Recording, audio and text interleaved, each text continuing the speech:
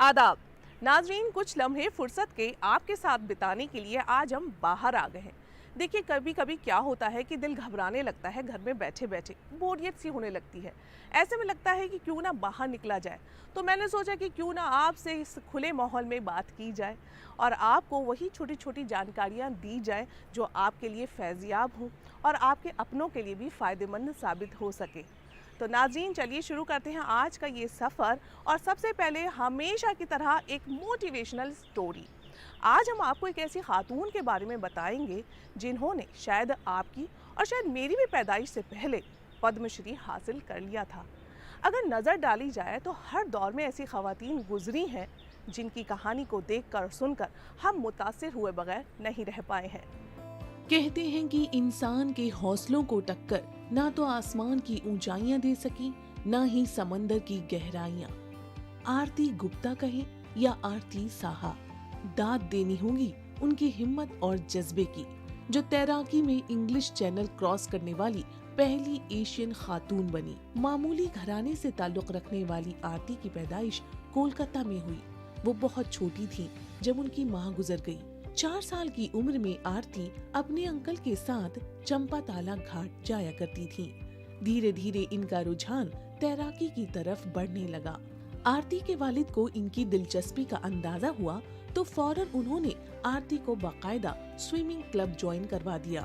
बेटी का तैराकी के तई जज्बा और वालिद के सपोर्ट के चलते महज 5 साल की उम्र में आरती ने एक मुकाबले के तहत फ्री स्टाइल स्विमिंग में गोल्ड मेडल हासिल किया और यहीं से आगाज हुआ एक जल परी के स्विमिंग करियर का। बड़े होते होते आरती लॉन्ग डिस्टेंस स्विमिंग में हिस्सा लेने लगी और अपने जुनून के चलते आखिरकार आरती ने इंग्लिश चैनल क्रॉस कर लिया।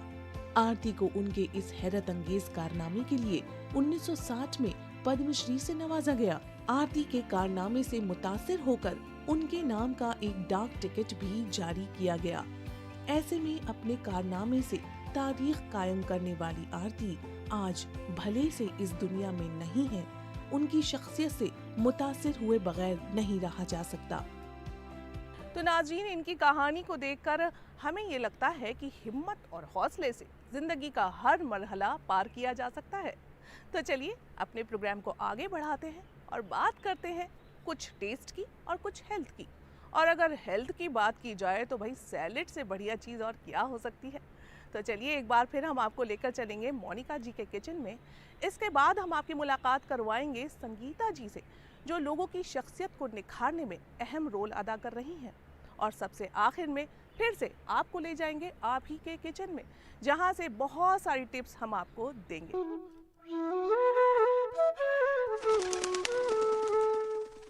नाज़रीन, पिछली दफ़ा हम आपको लेकर गए थे मोनिका जी के किचन में और उन्होंने हमें बहुत ही जायकेदार आटे का केक बनाकर खिलाया था।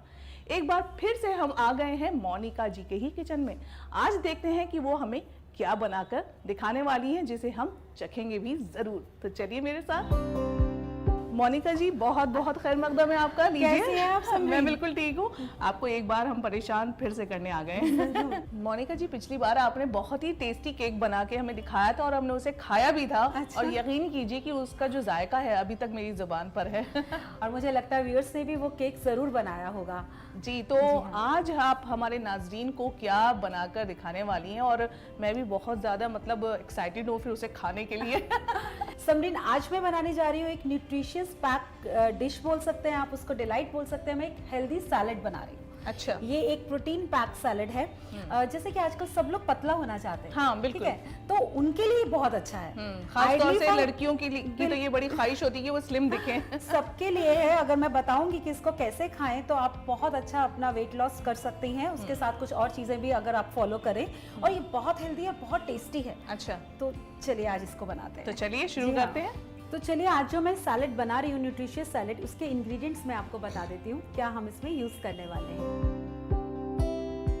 मैंने सब एक छोटी कटोरी या आप छोटा बाउल कह सकते हैं वो सब लिया है, जिसके अंदर एक छोटी कटोरी है टमेटो, एक छोटी कटोरी, और ये इसे हमने चॉप कर लिया है क्यूब्स में। और ये है बीट रूट जिसे चुकंदर बोलते हैं, कैरेट, गाजर, और ये है हरा प्याज। स्प्रिंग अनियन इस टाइम सीजन में है तो ये हरा प्याज उसको स्लाइस कर लिया। और ये है ब्रोकली, और ये है स्वीट कॉर्न्स लिए हैं, और ये हरा प्याज का जो ग्रीन पार्ट रहता है उसका चॉप कर लिया, और ये है पनीर के क्यूब्स, कॉटेज चीज, और ये है आइसबर्ग लेट्यूस। और इसके अलावा जो मुझे ड्रेसिंग बनानी है उसके लिए जो हमें चाहिए ऑलिव ऑयल, नींबू का रस, और सॉल्ट, पेपर, गार्लिक, चॉप किया हुआ गार्लिक, और इसमें मैं डालने वाली हूँ तिल, सफ़ेद तिल जिसको सफ़ेद वाइट सिसमी बोलते हैं वो भी लिया है, और हनी भी यूज़ करेंगे, और कुछ हम इसमें इटालियन हर्ब्स यूज़ करेंगे। मोनिका जी, इस सैलेड में इस्तेमाल होने वाला सामान तो आपने हमारे नाजरीन को बता दिया है, और ये सब्जियां और ये सब चीज़ें काफ़ी मतलब सेहत से जुड़ी हुई भी लग रही हैं, जो कि फ़ायदेमंद साबित होंगी सेहत के लिए भी हमारे। तो चलिए आप इसे बना के दिखाएं। बिल्कुल, स्टार्ट करते हैं। ये बहुत ही हेल्दी सैलेड है, और सबसे अच्छी बात है इसमें हमको कुकिंग नहीं करनी जी। बिल्कुल हम लोग बहुत जल्दी बना सकते हैं। समरीन, ये मेरे हाथ में है लेट्यूस आइसबर्ग। ये बहुत हेल्दी रहता है और बहुत इजीली मिल जाता है। अगर ये नहीं मिले तो आप पत्ता गोभी भी ले सकते हैं। अच्छा। ठीक है, तो इसको कभी भी ना नाइफ से कट नहीं करते हैं, इसको ऐसे तोड़ते हैं हमेशा, ऑलवेज टीयर इट। इसको ऐसे तोड़कर ही यूज किया जाता है। इसको ऐसे निकाल लिया। ये आपने अक्सर खाया होगा बर्गर वगैरह के अंदर, जी, है ना? ये बहुत अच्छा लगता है जी। पूरा कंप्लीट मील है ये अपने में। अगर आप ये एक बाउल खा लें तो आपको खाना खाने की जरूरत नहीं है। जी जी, ठीक है, तो ये मैंने इसमें डाल दिया। अब जितनी मैंने वेजिटेबल्स जैसे पहले इंग्रेडिएंट्स में मैं बता चुकी हूँ वो सब हम इसमें मिक्स करेंगे। ये है मेरे पास कैरेट, इस टाइम रेड कैरेट सीजन में है, और ये वो यू नो कि विटामिन ए से भरी हुई होती है रेड कैरेट, तो कितनी जरूरी है हमारे लिए। बच्चों को भी आप ये खिलाएं, बहुत पसंद करेंगे बच्चे। तो ठीक है, इसके बाद फुल ऑफ आयरन बीटरूट, ये बीटरूट है, चुकंदर, ये भी डाल दिया। टमेटो जो हमेशा ही हेल्दी रहता है, ये देखिए टमेटो जितना अभी इतना ही डालते हैं। ठीक है, इसको यहाँ रख लेती हूँ। और अब इसमें मैं डालने वाली हूँ कैप्सिकम, ग्रीन बेल पेपर, अभी लाल पीली शिमला मिर्च जिसको हम बोलते हैं, बेल पेपर, वो भी डाल सकते हैं जी, अवेलेबल। हाँ जी, जो अवेलेबल है वो सब आप डाल सकते हैं। ठीक है, इसमें मैं डाल रही हूँ स्वीट कॉर्न्स, क्योंकि बच्चों को बहुत अच्छा बच्चों को पसंद है। बिल्कुल। और स्वीट कॉर्न्स मैंने इसमें वही सब क्वांटिटी सेम ही लिया है, हाफ कप ले लिया। वो आपको जितना सैलेड बनाना है उसके अकॉर्डिंगली आप रेशियो को बढ़ा सकते हैं, उसकी मिकदार बढ़ा सकते हैं। बिल्कुल। ओके, अभी मैं इसमें डालने वाली हूँ, ये है ब्रोकली। सबको पता है ना ब्रोकली के फायदे कितने होते हैं, हरी गोभी जिसे बोलते हैं। ये ब्रोकली है, विटामिन ए इसके अंदर इतना ज्यादा होता है, फुल ऑफ विटामिन्स है, और इसको जब भी यूज करना है इसको हमें हमेशा ब्लांच करना है। आप गोभी लें, गर्म पानी में 5 मिनट के लिए डिप कर दें, तो निकालें, उसके बाद ही यूज करें। तो ये ब्लांच किया हुआ है, तो इसको भी हम इसमें डाल देंगे। छोटे फ्लोरेट्स में मैंने कर दिया जी। अभी ये स्प्रिंग अनियन, हरा प्याज इस टाइम सीजन में है, सीजन में नहीं है तो आप नहीं डालें, तो ये बहुत अच्छा लगता है। तो इसको स्लाइस करके ये भी डाल दें। मतलब ये है कि सीजन की कोई भी सब्जी डाल हो सकते जो आपको पसंद है, बिल्कुल बिल्कुल, वो आप इस सैलेड में बिल्कुल डाल सकते हैं। अभी ये हरा प्याज, इसका जो पीछे का ग्रीन पार्ट है ये चॉप किया हुआ, लेकिन ये मैं बाद में इसको गार्निश करूंगी, बाद में डालूंगी। अब जैसे मैंने इसको बोला कि ये फुल ऑफ न्यूट्रिशन है, इसमें सारे विटामिन्स हैं, इसके अंदर मिनरल्स तो हैं ही, वेजिटेबल्स के अंदर आते हैं। तो अब मैं डालने वाली, जैसे मैं बोला प्रोटीन, तो इसमें मैं पनीर डाल रही हूँ, क्योंकि कंप्लीट मील हो जाएगा अपने में। तो ये पनीर है, क्यूब्स पनीर के। आप पनीर नहीं डालना चाहें तो टोफू डाल सकते हैं जो सोया से बनता है। ठीक है, तो ये पनीर अभी जिसको जितना पसंद है, तो ये भी 1 कप पनीर क्यूब्स में कर दिया, क्योंकि इससे क्या होगा, फुलफिल होगा, आपका पेट भरेगा। बिल्कुल, सैलेड के साथ साथ पूरा कंप्लीट मील हो गया। ठीक है, इसको हम अच्छे से मिक्स कर देंगे जी। तो ये तो कुछ लोगों को मोनिका जी कुछ चीजों से एलर्जी भी होती है, बिल्कुल, कुछ वेजिटेबल से या किसी भी खाने तो पीने आप की, बिल्कुल अवॉइड कर सकते हैं। उसके अकॉर्डिंग आप वो चीजें लें जो आप खा सकते हैं। ये तो हो गई हमारी वेजीज, जिसको हमने कट करके एक बाउल में मिक्स कर लिया। अब इसको कैसे कंज्यूम किया जाए।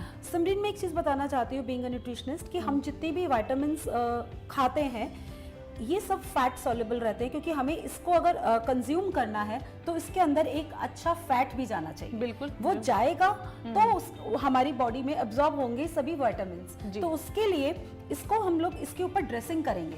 ये ड्रेसिंग आपने सुना होगा, सैलेड ड्रेसिंग्स होती हैं, इसीलिए की जाती हैं कि खाने में तो टेस्ट लगे, लेकिन वो सारा न्यूट्रिशन भी आपके अंदर एब्जॉर्ब हो। ठीक है, तो अब मैं इसकी ड्रेसिंग बना रही हूँ, क्योंकि ऐसे तो वो बिल्कुल खाने में अच्छा नहीं लगेगा ना टेस्ट। तो इसको मैं एक तरफ रखती हूँ। तो अभी मैं बना रही हूँ ड्रेसिंग के लिए मैंने एक बोल ले लिया। तो ड्रेसिंग अलग अलग कल्चर के अकॉर्डिंगली चलती है, Russian dressing, Italian dressing, Lebanese dressing. अब मैं इसको क्या नाम दूँ, ये मेरी अपनी ड्रेसिंग है, जो मुझे लगता है कि ये बहुत हेल्दी भी है, बहुत टेस्टी भी है। ठीक है, तो चलो let's start with this dressing. तो इसके लिए, क्योंकि जितना मैंने ये लिया है, ये मैंने बताया हाफ कप, तो मैं जो ड्रेसिंग ले रही हूँ इसमें मैं थोड़ा सा हनी भी डालूंगी जी।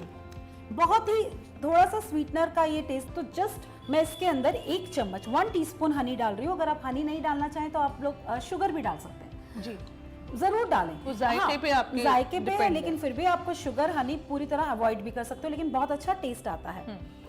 1 टीस्पून मैंने इसमें हनी ले लिया, ये मैंने इस बाउल में डाल लिया। और अब जो मैंने बोला कि हम इसके अंदर फैट लेंगे, गुड फैट, तो इसके अंदर मैं डालने वाली हूँ extra virgin olive oil. Extra virgin olive oil को कभी भी कुक नहीं किया जाता है, ठीक है। इसके अंदर मैं डाल रही हूँ 3 teaspoon extra virgin olive oil, जिसको हम लोग ऊपर से ही सर्व करते हैं। 1 ये किसी भी मार्केट से, किसी भी शॉप से इजिली मिल जाएगा। इजिली, हाँ जी, सब Easily। कुछ, और आजकल तो हर चीज ऑनलाइन अवेलेबल है, कोई प्रॉब्लम ही नहीं है। इसको रख लेंगे, ठीक है। और अब हम इसके अंदर डालेंगे लेमन जूस, क्योंकि आपको पता है कि सैलड है तो लेमन जूस। विटामिन सी आ गया हमारे लिए, तो ये हम 2 टीस्पून इसके अंदर, या आप जितना खटास चाहते हैं उसके अकॉर्डिंगली, उसके जितना according टैंगीनेस चाहते हैं जी। तो मैं ये 2 चम्मच के करीब डाल रही हूँ। इसको हम चेंज भी कर सकते हैं। तो ये अब बहुत ही इंपॉर्टेंट चीज़ है जो इसके अंदर मैं डाल रही हूँ, दैट इज गार्लिक, लहसुन। गार्लिक की तो अलग ही जो न्यूट्रिशन वैल्यू होती है या उसकी गुडनेस है, लेकिन अगर जो लोग गार्लिक नहीं खाते वो इसको सिंपली अवॉइड कर सकते हैं, क्योंकि बहुत से लोग गार्लिक नहीं खाते। हाँ, लेकिन मैं इसमें 1 चम्मच गार्लिक डाल रही हूँ, तो ये बहुत ही अच्छा टेस्ट देगा, बिल्कुल कॉन्टिनेंटल। ये 1 टीस्पून क्रश्ड किया हुआ गार्लिक है, फ्रेश गार्लिक जी, ये हम इसके अंदर डालेंगे। ये लहसुन है, इसको बहुत अच्छे से मिक्स किया। अभी और भी बहुत चीजें इसके अंदर बाकी हैं। अब हम इसके अंदर सीजनिंग डालेंगे, कुछ मसाले, बहुत ही सिंपल। इसमें हम डालने वाले हैं सॉल्ट, तो आपको अपने इसके अकॉर्डिंगली सॉल्ट, तो 1 चम्मच सॉल्ट चला जाएगा, तो नॉर्मल सॉल्ट ले रही हूँ मैं। और मैं इसमें लेने वाली हूँ पेपर, काली मिर्च, जरूर डालें, इसका टेस्ट बहुत अच्छा लगता है। अराउंड 1 टीस्पून काली मिर्च ले लिया। अब मैं एक बहुत इंपॉर्टेंट चीज ले रही हूँ, दैट इज तिल, सफेद तिल, white sesame, full of calcium, ठीक है। ये 1 चम्मच मैं इसमें तिल डाल रही हूँ, और कुछ मैं बाद में भी डालूंगी ऊपर से, ठीक है। और इसको हम बहुत अच्छे से मिक्स करेंगे। गर्मियों में तिल गरम तो नहीं, नहीं तिल नहीं, तिल आप बिल्कुल खा सकते हैं, क्योंकि अब सैलेड में खा रहे हैं, आप बिल्कुल कंज्यूम कर सकते हो गर्मियों में। आमतौर पे लोग ऐसा वो बोलते तिल के हैं जब कि हम लड्डू घी के साथ, गुड़ के साथ बनाते हैं तो उसकी तासीर अलग होती है। तिल बिल्कुल आप खा सकते हैं। ये देखिए, अब हम इसको मिक्स करेंगे। मैं इसके अंदर थोड़ा सा फ्लेवर देने के लिए कोरिएंडर, फ्रेश धनिया भी डाल रही हूँ। और आप कुछ स्पाइस देना है, ये बिल्कुल ऑप्शनल है, किसी को जो पसंद है वो डाल सकता है। जैसे इसमें मैं डाल रही हूँ, ये है हमारे पास कुछ इटालियन हर्ब्स, जैसे ऑरिगेनो, बेसिल, मिक्स हर्ब्स हैं, वो डाल रही हूँ। आपके पास जो है, आप सिर्फ ऑरिगेनो भी डाल सकते हैं और आप नहीं भी डाल सकते हैं। अच्छा, कुछ तीखा खाने का पसंद करते हैं तो फिर आप इसमें थोड़े से चिली फ्लेक्स भी डाल सकते हैं, तो डाल देते हैं।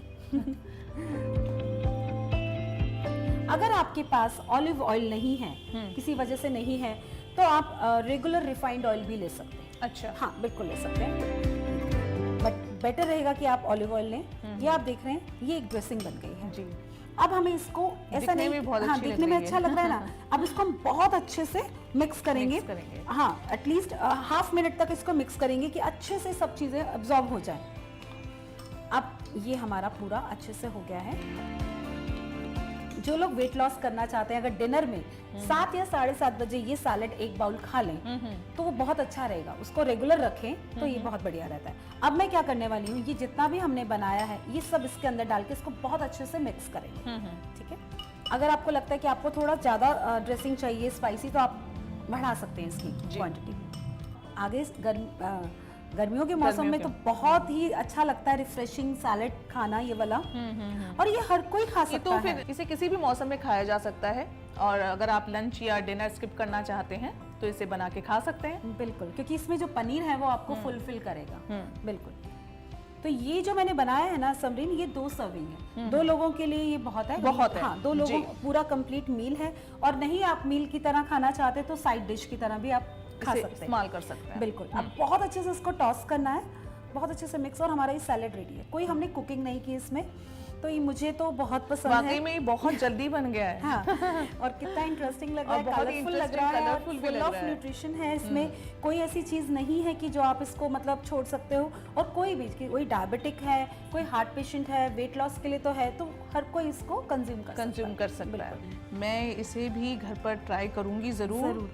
और मुझे दिखने में जितना अच्छा लग रहा है ना, आई एम श्योर कि खाने में उतना ही जायकेदार होगा। ये बहुत अच्छा है और आई एम श्योर कि जो व्यूअर्स देख रहे हैं वो भी बना लेंगे, क्योंकि मैंने वही चीज़ सिखाई है कि बहुत जो इजीली आप देखकर बना पाएं और इंग्रेडिएंट्स भी जो आपके घर पे अवेलेबल हों।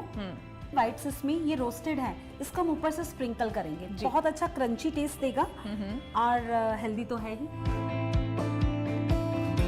सैलेड रेडी है, अच्छा लग रहा है देखने में भी। आप टेस्ट करके बताएं। जी मैं टेस्ट जरूर करूंगी।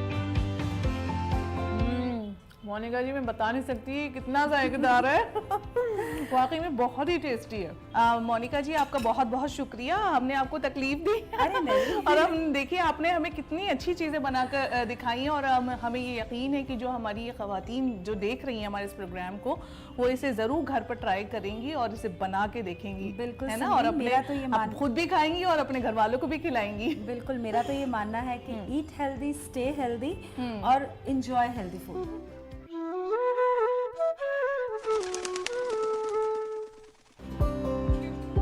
नाज़रीन, किसी भी इंसान की पूरी शख्सियत के दो पहलू होते हैं, एक अंदरूनी और एक बाहरी। अंदरूनी यानी कि हमारी सोच कैसी है, मिजाज कैसा है और हम दूसरों के तय क्या नज़रिया रखते हैं, और बाहरी यानी कि हम दिखते कैसे हैं, उठना बैठना चलना फिरना वगैरह वगैरह। पर्सनालिटी डेवलपमेंट ये आजकल काफ़ी चलन में है, लेकिन आखिर पर्सनालिटी डेवलपमेंट है क्या, यही जानने के लिए आज हम आपको लेकर आए हैं संगीता जी के पास। तो आइए चलिए करते हैं उनसे बात।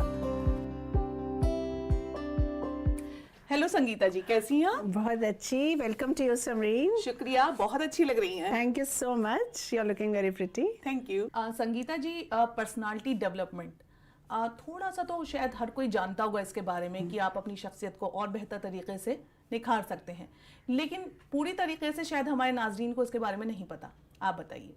मैं ज़रूर बताना चाहूँगी, बल्कि मुझे लगता है कि यहाँ पे एक करेक्शन करने की भी ज़रूरत है, क्योंकि जब भी लोग पर्सनालिटी की बात करते हैं तो उनके दिमाग में एक तो ग्लैमर बहुत आता है और एक इंग्लिश कन्वर्सेशन बहुत आती है, और कहीं पे उनके दिमाग में एक वेस्टर्न तरीके का तैयार होना भी बहुत आता है। तो ये एक बैकलॉग है जो हम लेके चलते हैं, पर मेरे ख्याल में हमारी पर्सनालिटी हर जगह पे नज़र आती है। मैं अपने स्टूडेंट्स को हमेशा कहती हूँ कि आप चाहे हिंदी बोलें चाहे पंजाबी बोलें, लेकिन लोग मुड़ के देखें कि ये कौन बोला।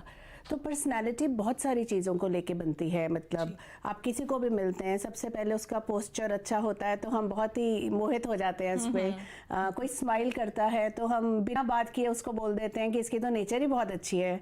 और जब आप डिसीजंस बहुत जल्दी ले लेते हैं, जब आप अपने रिश्ते अच्छे से मेंटेन करते हैं, जब आपका कॉन्फिडेंस लेवल हर काम करने में बहुत अच्छा होता है, आपका ग्रूमिंग बहुत अच्छा है, आपको पता है कि हमें तैयार होके सजना संवरना है, और क्योंकि ये एक ह्यूमन नेचर है, हमें दाल के ऊपर भी जब हम तड़का लगा के देते हैं तो दाल बहुत अच्छी लगती है। तो कुछ लोगों को लगता है कि मैं ऐसे ही क्यों नहीं नेचुरल रह सकती, लोग मुझे पसंद नहीं करते, पर मुझे लगता है ये ह्यूमन नेचर है, हमें खूबसूरती अच्छी लगती है।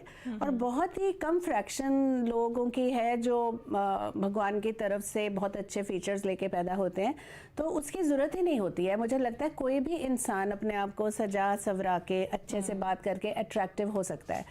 तो इतना कुछ पर्सनैलिटी में जाता है, तो यही हमारा काम है, और हम यही सोचते हैं कि जो हमारे पास आए वो अंदर से नेचर, बाहर से बोलने का तरीका और ग्रूमिंग, चलना उठना बैठना और मैनर्स और एटिकेट, हर चीज़ इंसान में आनी चाहिए। तो ये मेन कॉन्सेप्ट है पर्सनालिटी का। अच्छा संगीता जी, जैसे कि पर्सनालिटी डेवलपमेंट की बात करें तो बहुत से लोगों में तो ये खुदा की तरफ से सलाहियत होती है कि वो काफ़ी अच्छे से अपनी शख्सियत को पेश करते हैं, बस ज़रा सी पॉलिश की ज़रूरत होती है। बिल्कुल। और अगर पर्सनालिटी डेवलपमेंट के जो कोर्सेज हैं उसकी बात करें तो ज़िंदगी में वो कैसे कारगर साबित हो सकते हैं? वो हर लेवल पे कारगर साबित होते हैं, क्योंकि मुझे लगता है कि जब हम बड़े हो रहे होते हैं तो ज़्यादातर हम अपने प्रोडक्ट नहीं होते हैं, जैसा भगवान ने हमें बनाया है, जो आपके जेनेटिक्स हैं। माँ बाप अपने तरीके से पालते हैं, ज़्यादातर माँ बाप अपनी पसंद नापसंद सोसाइटी के हिसाब से भी रखते हैं। बहुत कम माँ बाप ऐसे हैं जो बच्चे की सलाहियत या उसके जो भी उसके एडवांटेजेस हैं उस पर ध्यान देते हैं। तो ज़्यादातर हम भेड़ चाल में चलते हैं, हमारा बच्चा डॉक्टर बन जाए, इंजीनियर बन जाए, हमारा बच्चा फेमस हो जाए, अच्छी जॉब मिल जाए।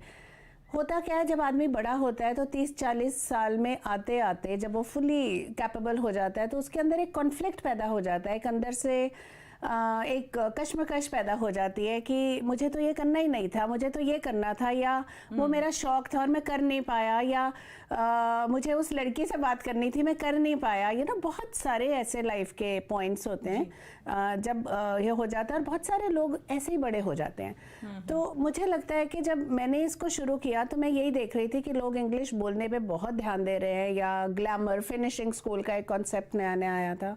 तो मुझे लगा कि ये चीज़ें अगर हम कराएं तो एक अपने आप में कंप्लीट कोर्स बनेगा जिसमें हम इंसान के अंदर एक बैलेंस पैदा कर दें कि वो अपनी मन की बात को कह सके, अपने तरीके से ज़िंदगी को जी सके, रिश्ते निभा सके, जो उसका दिल है वो कर सके बिना किसी को नाराज़ किए हुए, और उसे पता भी रहना चाहिए कि कहाँ मैं ठीक हूँ और कहाँ मैं गलत हूँ। तो मेरा मेन कॉन्सेप्ट ये था। तो नो डाउट, बिल्कुल आपने ठीक कहा कि बहुत लोग ऐसे भी हैं जो ऑलरेडी बहुत ही एंडाउड हैं, ऑलरेडी उनके अंदर ये क्वालिटीज़ हैं, पर मुझे लगता है कि 50% से ऊपर ऐसे लोग हैं जिनको शायद ये पता ही नहीं है कि वो ज़िंदगी को जी कैसे रहे हैं। बिल्कुल। कहीं पे उनको सेल्फ करेक्शन की ज़रूरत है, तो मुझे लगता है वहाँ पे हमारा काम आ जाता है। संगीता जी, अगर बात करें जॉब इंटरव्यूज की, जैसे अभी आपने बताया भी, जी। तो कई बार हम जॉब इंटरव्यूज के लिए जाते हैं तो हमें लगता है कि हम कैसे दिख रहे हैं, हम अच्छे से बोल पाएंगे नहीं बोल पाएंगे, सिलेक्शन होगा या नहीं होगा। तो इसमें भी क्या पर्सनालिटी डेवलपमेंट का कोई अहम रोल है?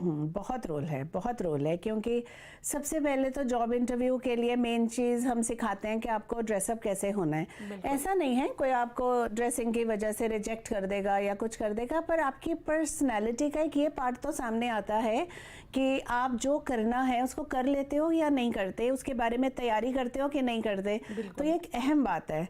प्लस मैं हमेशा इंटरव्यू को पब्लिक स्पीकिंग से जोड़ती हूँ, क्योंकि आप कभी भी अपने कंफर्ट जोन से बाहर आके नए लोगों के सामने जब आप बात करते हो तो नर्वसनेस होना बहुत कॉमन चीज़। कोई टीचर नहीं है, कोई टीवी प्रेजेंटर नहीं है, शायद आपको भी याद होगा कि पहले दिन गड़बड़ हुई थी बहुत। तो हमारा यहाँ पे रोल आ जाता है कि कैसे आपको अपने आप को बेस्ट प्रेजेंट करना है, आपको सिर्फ ये बताना है कि मैं इन चीज़ों में अच्छा हूँ।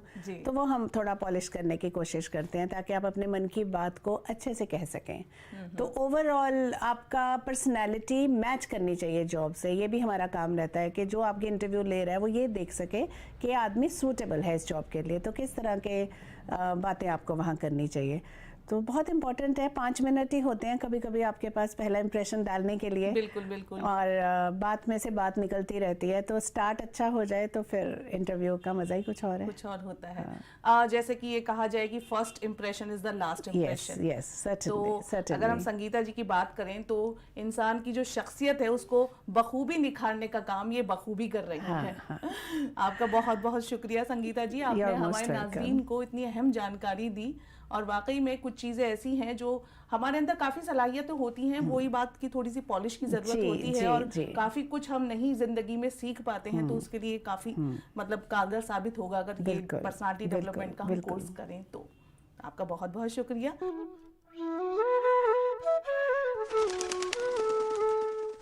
नाज़रीन, अल्लाह ताला ने बहुत सारी नायाब चीज़ें बनाई हैं जिसके बहुत सारे फ़ायदे हैं। कुछ तो हमें पता होते हैं लेकिन कुछ से हम अनजान होते हैं। जिनसे हम अनजान हैं उसी के लिए हम हर हफ्ते आपको मुलाकात कराते हैं हमारी डॉक्टर मुजम्मिल रहमान से, जो हमें बताती हैं कि कैसे हम घरेलू नुस्खों से अपनी ज़िंदगी को अच्छे से चला सकते हैं, सेहतमंद रह सकते हैं।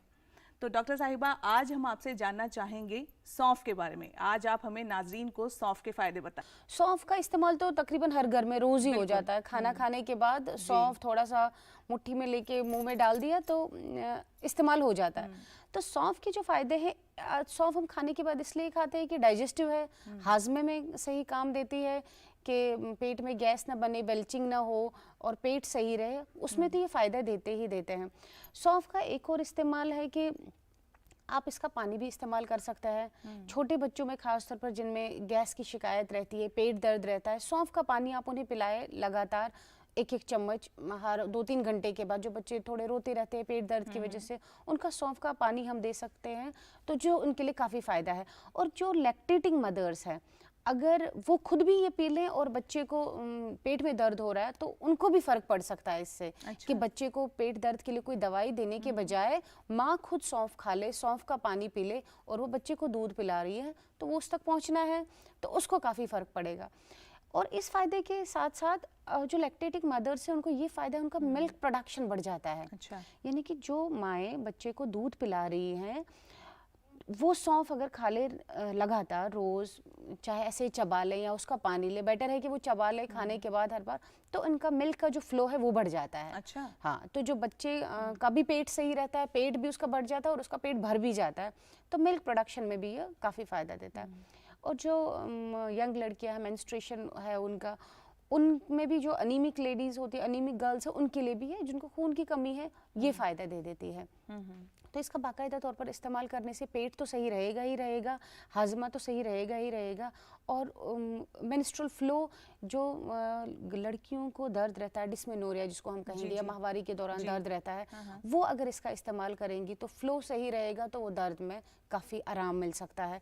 तो सौंफ का हम उस तरीके से सिर्फ खाने के हिसाब से फ़ायदा ना उठा के ऐसे भी उसका फ़ायदा ले सकते हैं। मिश्री के साथ भी अक्सर मिला के हम खा लेते हैं तो ज़ाहिरमंद भी लगती है और फायदेमंद भी है। बिल्कुल बिल्कुल। तो उसका ये फ़ायदा उस टाइम काफ़ी होता है कि हाजमा तो सही रहेगा और पेट बिल्कुल साफ रहेगा। और सौंफ का पानी लगातार यूज़ कर सकते हैं। अजवाइन और सौंफ को मिला के भी ले सकते हैं, अलग अलग तरीके से भी ले सकते हैं। बना के रखें, लेकिन 2-3 दिन से फिर ज़्यादा इस्तेमाल ना करें कि ज़्यादा बना के रख दिया, रखें, ताज़ा ही बनाएं, ताज़ा ही बनाएं, बच्चों को पिलाएं, खुद पीजिए, तो काफ़ी फ़ायदा देगा। अच्छा, वेट लॉस में भी सौंफ का क्या रोल है? सौंफ का पहले एपिसोड में हमने जीरे में भी कहा था कि जीरे का पानी पियेंगे तो कोलेस्ट्रॉल कम होगा, वही सौंफ में भी उसका ये फ़ायदा है। देखिए, जब हमारी बॉडी का ऐसा एक निज़ाम है, हमारे जिस्म का, कि अगर हमने कुछ खाया, अगर वो सही से हज़म होता है तो सब कुछ सही रहेगा, फैट नहीं बनेगा। लेकिन जो चीज़ें हज़म नहीं होती वो फैट में कन्वर्ट होती है। अब जब हम सौंफ यूज़ करेंगे, हम ये कहते हैं कि इससे हाजमा बढ़ेगा, हाजमा बढ़ेगा तो वो यूटिलाइजेशन हो रहा है बॉडी का, इससे पेट साफ रहेगा, तो बॉडी के अंदर कोई ऐसी चीज़ नहीं रहेगी जो टॉक्सिक हो, जो बॉडी के लिए फ़ायदेमंद हो, नुकसान दे, तो ओवरऑल वेट भी मेंटेन रहेगा। और चीज़ों के साथ साथ बाज़ाब्ता तौर पर आप कसरत करेंगे, आप फैट का कंट्रोल करेंगे, उसका ज़्यादा नहीं लेंगे, लेकिन साथ साथ ये रहेगा तो काफ़ी उसमें फ़ायदा होगा। अच्छा, और कोई ऐसे फ़ायदे जो आप हमारे नाज़रीन को बताना चाहेंगी? ख़वातीन का जिक्र हम कर रहे हैं यहाँ पे, ख़ास तौर पर ये हमारा प्रोग्राम ख़वातीन के लिए है, तो मैंने उनके लिए तो मैं यही कहूँगी कि आप इसका इस्तेमाल तो ज़रूर करें, अजवाइन के साथ साथ, ज़ीरे के साथ साथ, सौंफ के साथ साथ, इन सारे जो छोटे छोटे हमारे मसाले हैं जो दिखने में बहुत छोटे हैं, लेकिन इसका इस्तेमाल आप लगातार करें। एक बार में आप ये ना समझें कि एक बार में हमने खा लिया तो शायद इसका असर आएगा, ऐसा नहीं है। आप अपना वज़न कम करना चाह रहे हैं, आप ज़ीरे का पानी पी लें, आप सौंफ का पानी पी लें, आपका हाजमा सही रहेगा, तो आपकी भूख भी उसी कंट्रोल में रहेगी, आपको फाइबर ज़्यादा मिल रहा है, पेट साफ रहेगा, तो आपका ओवरऑल जो मूड भी है वो भी सही रहेगा, वो भी सही रहेगा। और जो फिर गैस बनने की वजह से सर में दर्द होता है, उसमें भी ये फ़ायदा देगा। आपने ये बात बिल्कुल सही कही डॉक्टर साहिबा कि हमारा जो मूड होता है ना, वो हमारी सेहत पे काफ़ी मुनहसर करता है। बिल्कुल। अगर हम सेहतमंद हैं तो हम खुश रहेंगे। बिल्कुल। और बहुत अच्छी आपने हमारी नाजरीन को जानकारी फराहम की है सौंफ के मुताल्लिक। नाजरीन, सौंफ होती तो ठंडी है, पेट को भी बड़ा ठंडक देती है और खाने में भी जायकेमंद होती है। अगर मिश्री के साथ मिलाकर उसे खा लिया जाए, भला इतनी सी चीज़ के इतने सारे फ़ायदे डॉक्टर साहिबा ने हमें बताए हैं। डॉक्टर साहिबा, फ़िलहाल के लिए तो हम इजाज़त चाहेंगे, हम और आप अपने नाजरीन से, लेकिन एक मरतबा फिर से आपको तकलीफ़ देंगे, फिर कुछ आप हमें जानकारी फराहम करें, अगली बार हमारे साथ रहें। नाज़रीन, आपको नहीं लगता कि हमारी इन मुलाकातों के ज़रिए हमारा ये रिश्ता और भी ज़्यादा मजबूत होता जा रहा है? और हमारी भी यही कोशिश रहती है कि हम आपको छोटी छोटी वो जानकारियाँ दें जिन्हें अपनी ज़िंदगी में अपना कर आप फैज़याब हो सके। लेकिन नाज़रीन, आज के लिए बस इतना ही। प्रोग्राम ख़त्म होने का वक्त आ चला है। अगली मरतबा फिर हम आपसे मुलाकात करेंगे, कुछ और छोटी छोटी टिप्स लेके आपके सामने हाजिर हो जाएंगे। तब तक के लिए अपनी मेज़बान को दीजिए इजाज़त। खुदा हाफ़िज़।